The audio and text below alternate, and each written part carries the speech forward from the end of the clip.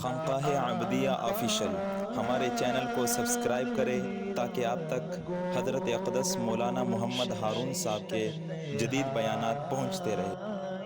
الحمد للہ وکفا وسلام علی عبادہ الذین اصطفى اما بعد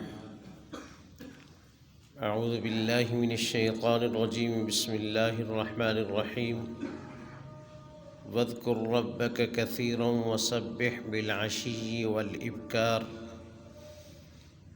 قال رسول اللہ صلی اللہ علیہ وسلم مثل الذی یذکر ربہ والذی لا یذکر مثل الحی والمیت۔ اس ویڈیو کی اہم ڈسکشن چلتی رہے گی، لیکن اس سے پہلے آپ ویڈیو کو لائک کر لیں، خانقاہ عبدیہ آفیشل کو سبسکرائب کریں، بیل آئیکن پر ضرور کلک کریں۔ صدق رسول اللہ صلی اللہ علیہ وسلم۔ اللہ پاک نے اس جہان کو پیدا کر کے دو چیزیں پیدا فرمائی، ایک موت اور ایک حیات۔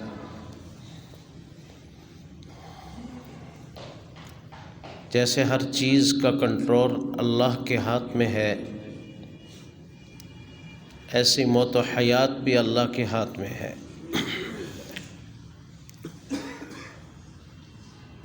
جب تک جس کو چاہے زندہ رکھے، اور جب اس کی طرف سے یہ فیصلہ آ جائے کہ کسی کو موت دینی ہے،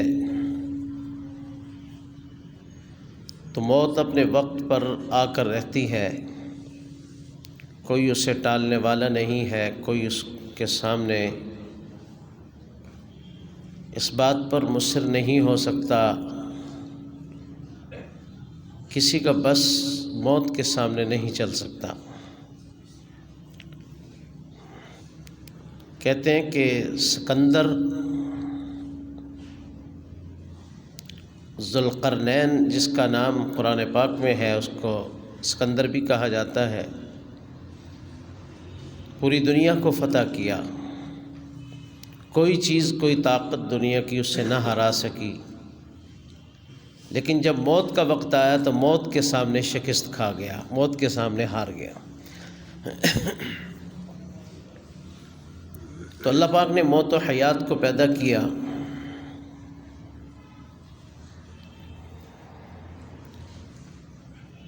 زندگی ایک بہت بڑی اور ایک عجیب سی نعمت ہے، اللہ پاک کی قدرت کا مظہر ہے۔ کسی بھی حیوانات میں سے کسی کی زندگی بھی، چاہے انسان ہو، چاہے حشرات ہوں، دیگر حیوانات ہوں، زندگی اللہ پاک کی قدرت کا ایک عجیب کرشمہ ہے۔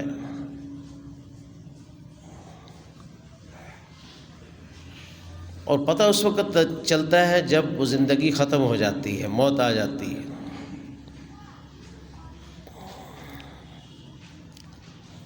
زندگی میں انسان با اختیار ہوتا ہے، اسے ہمہ قسم کے اختیارات حاصل ہوتے ہیں، جو کچھ کرنا چاہتا ہے وہ کر گزرتا ہے، کر سکتا ہے۔ بالخصوص اپنے رب کی یاد ہے، اپنے رب کی فرما برداری ہے، اور اپنے مقصد زندگی ہے، مقصد پیدائش ہے، وہ پورا کر سکتا ہے اگر کرنا چاہے تو۔ اسے زندگی دی ہی اس لیے گئی ہوتی ہے۔ اسی طرح دنیا کے کام کاج ہیں، معاشرت ہے، حلال رزق کا حصول ہے، اس کی کوشش ہے،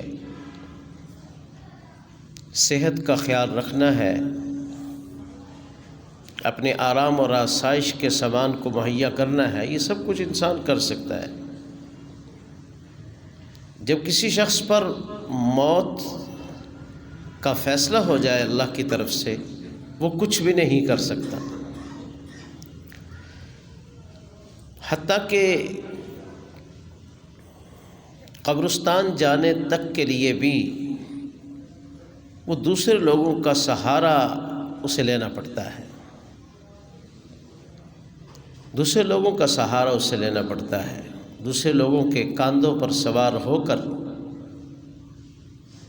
بے بسی کے عالم میں بے بسی کی ایک جیتی جاگتی تصویر بن کر وہ لحد میں اترتا ہے، بلکہ اترتا کیا ہے، اتارا جاتا ہے۔ یعنی ایک واضح فرق ہے موت و حیات کا۔ تو اللہ پاک کا ذکر اور اللہ کے ذکر میں اس کی یاد میں لگنے والا، نبی علیہ السلام نے اس کو فرمایا کہ یہ زندے کی طرح ہے، زندہ آدمی کی طرح ہے، اسے ایک حیات حاصل ہے۔ اور جو اللہ کی یاد سے غافل ہے وہ فرمایا کہ مردے کی مانند ہے، مردوں کی طرح ہے۔ حضرت ابو موسیٰ رضی اللہ عنہ اس حدیث کے راوی ہیں، بخاری مسلم کی حدیث ہے، متفق علیہ حدیث ہے۔ رسول پاک صلی اللہ علیہ وسلم نے ارشاد فرمایا، مثل الذی یذکر ربہ والذی لا یذکر، اس شخص کی مثال جو اپنے رب کو یاد کرتا ہے اور اس شخص کی جو اپنے رب کو یاد نہیں کرتا، مثل الحی والمیت، زندہ اور مردہ کی مثال ہے۔ وہاں اہل علم نے یہی لکھا ہے کہ زندہ اور مردہ کے ساتھ ذاکر اور غافل کو تشبیہ کیوں دی گئی ہے کہ زندہ آدمی با اختیار ہوتا ہے، جو کچھ کرنا چاہے کر سکتا ہے، دیکھ رہا ہوتا ہے، سن رہا ہوتا ہے، اس کی حس کام کر رہی ہوتی ہے، اپنے نفع نقصان کو سمجھ رہا ہوتا ہے، ہر قسم کی اسے تمیز حاصل ہوتی ہے جو کہ مردہ کو، میت کو نہیں ہوتی۔ تو ایسے ہی اللہ کو یاد کرنے والا اپنے نفع نقصان کو سمجھتا ہے کہ کہاں مجھے اخروی نفع ہوگا، کہاں مجھے اخروی نقصان ہوگا۔ اللہ کی یاد میں جو شخص لگا ہوتا ہے، اللہ کی یاد حقیقی اللہ کرے ہمیں نصیب ہو جائے، جیسے زندہ آدمی کی یہ آنکھیں کام کر رہی ہوتی ہیں، اللہ کو یاد کرنے والے کی دل کی آنکھیں کام کر رہی ہوتی ہیں، اس کی دل کی آنکھیں دیکھ رہی ہوتی ہیں۔ جیسے زندہ آدمی کی حس کام کر رہی ہوتی ہے، بہت ساری چیزوں میں وہ تمیز کرتا ہے، نقصان دہ چیزوں میں اور مفید نفع دینے والی چیزوں میں تمیز کرتا ہے، اچھی بری چیز میں، طیب اور خبیث چیز میں جو ہے وہ تمیز کرتا ہے، فرق کرتا ہے۔ تو ایسے ہی اللہ کو یاد کرنے والا اچھی بری چیز میں تمیز کرتا ہے، اس میں امتیاز کرتا ہے، امتیاز رکھتا ہے، فرق رکھتا ہے۔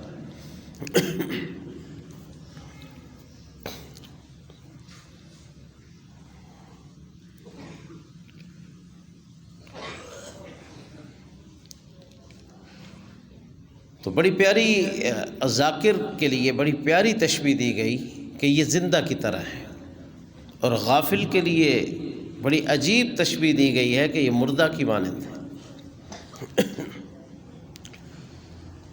اور حقیقتاً بھی وہی شخص مردہ ہوتا ہے جس کا دل مردہ ہو، جس کا دل مردہ ہو، اور حقیقتاً زندہ وہی ہوتا ہے جس کا دل زندہ ہو۔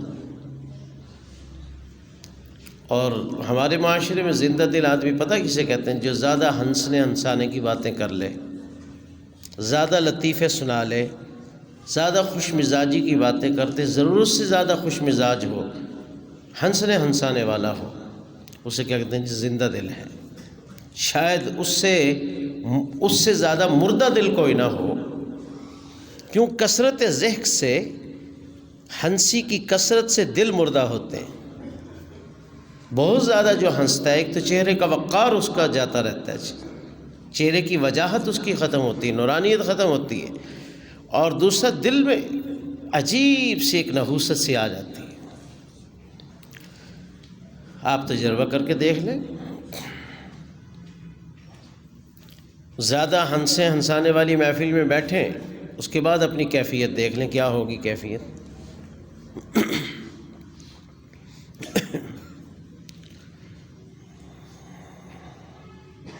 اس کیفیت کا احساس بھی اسے ہوگا جس سے کچھ کیفیت روحانی ایمانی حاصل ہوئی ہو، اسے بعد میں محسوس ہوگا کہ اوہو، میں نے تو فلاں غلط محفل میں بیٹھ گیا اور ادھر ادھر کی فضول باتیں ہوں تیری ہنسنے ہنسانے والی، اب تو میری عجیب سی کیفیت ہے، نہ نماز میں مزہ آ رہا ہے، نہ قرآن پاک کی تلاوت میں لطف ہے، کچھ بھی نہیں، میں تو خالی کا خالی ہو گیا ہوں۔ یہ محسوس بھی اسے ہوگا جسے روحانی اور ایمانی کیفیات کبھی حاصل ہوئی تھی، جسے کچھ حاصل ہی نہیں ہوا تھا اس کے لیے برابر ہے سب کچھ۔ دوسری ایک حدیث ہے، حضرت ابو ہریرہ رضی اللہ عنہ اس کے راوی ہیں، فرماتے ہیں رسول پاک صلی اللہ علیہ وسلم نے فرمایا کہ اللہ پاک کا ارشاد گرامی ہے، اسے کہا جاتا ہے حدیث قدسی،